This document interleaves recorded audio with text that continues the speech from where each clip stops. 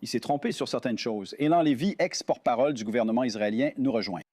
Donc sur cette première question plus large, parce qu'aujourd'hui notre principal sujet ici concerne le président des États-Unis, qui a en quelque sorte annulé les frappes. Et ils disent qu'il y a un accord en préparation. Je comprends qu'on a déjà entendu cela auparavant, mais on l'entend à nouveau aujourd'hui. Où Israël se situe-t-il dans tout cela, ou pas? Israël espérera que le président ne va pas reculer sur ses lignes rouges. Le régime iranien doit être neutralisé en ce qui concerne la triple menace. Le programme nucléaire iranien, les missiles balistiques et les forces supplétives de l'Iran. Et il faut traiter ces trois aspects ensemble, sinon le régime iranien ne deviendra que plus dangereux. Si le président finit par conclure un accord comme celui d'Obama, comme le JCPOA qu'il a tant critiqué, eh bien, cela va simplement réinjecter des centaines de milliards de dollars dans l'industrie des missiles balistiques qui menacent tout le Moyen-Orient. Et cela donnera une bouée de sauvetage aux forces supplétives iraniennes comme le Hezbollah, qui ont causé tant de morts et de destruction. Il y a donc une inquiétude en Israël aujourd'hui que le président puisse signer un accord JCPOA à la manière d'Obama. Mais il a été très clair sur les raisons pour lesquelles ce serait une mauvaise idée. Et tout le monde ici croise les doigts pour qu'il reste fidèle à ses convictions. C'est ça, c'est lui qui a dit qu'il devait faire mieux ou c'est lui qui a critiqué l'accord d'Obama. Donc je pense que beaucoup de gens ici considèrent aussi cela comme un point de référence. Maintenant, concernant la question de la relation entre les deux administrations, j'ai mentionné J.D. Vance, le vice-président, et ses commentaires. Cela vient d'une interview sur CBS. Voici un extrait de cet échange. Écoutez. A-t-il commis des erreurs dans sa façon de travailler avec les États-Unis sur l'Iran? Écoutez, il a certainement fait quelques erreurs, mais fondamentalement, comme quoi? Eh bien, je pense qu'il vaut parfois mieux que ces conversations restent privées.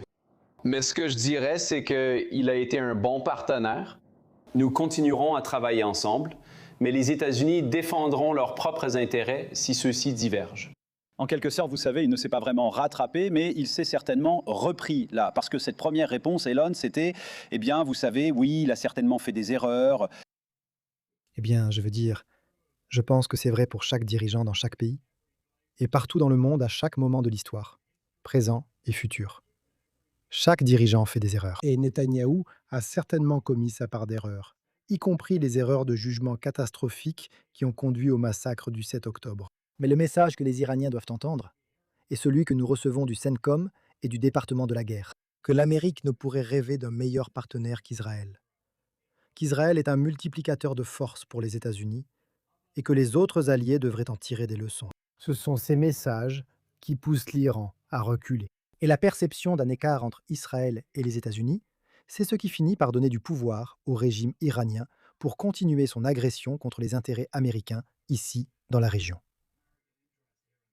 Nous avons certainement vu cette perception, si c'était bien cela, apparaître au grand jour avec certains des commentaires du président.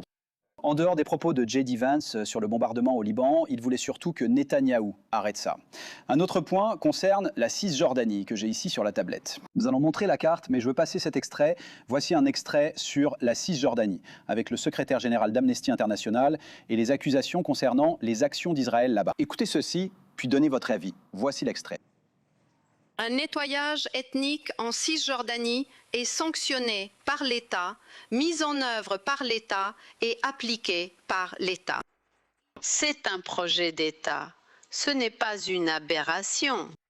Il est enraciné dans le système d'apartheid de longue date d'Israël, un crime contre l'humanité perpétré par Israël contre tous les Palestiniens sous son contrôle. Et quelle est votre réaction ou votre point de vue depuis Israël face à de telles accusations? Amnesty International n'est pas une organisation crédible. C'est un groupe qui a été détourné par des gauchistes radicaux, qui a mis plus de 2 ans à publier un rapport critiquant le Hamas pour le massacre du 7 octobre, et qui a inventé une toute nouvelle définition du génocide pour essayer de faire déclarer Israël coupable de génocide. Ce n'est pas de la vraie recherche. C'est de l'activisme mené par des groupes radicaux contre Israël.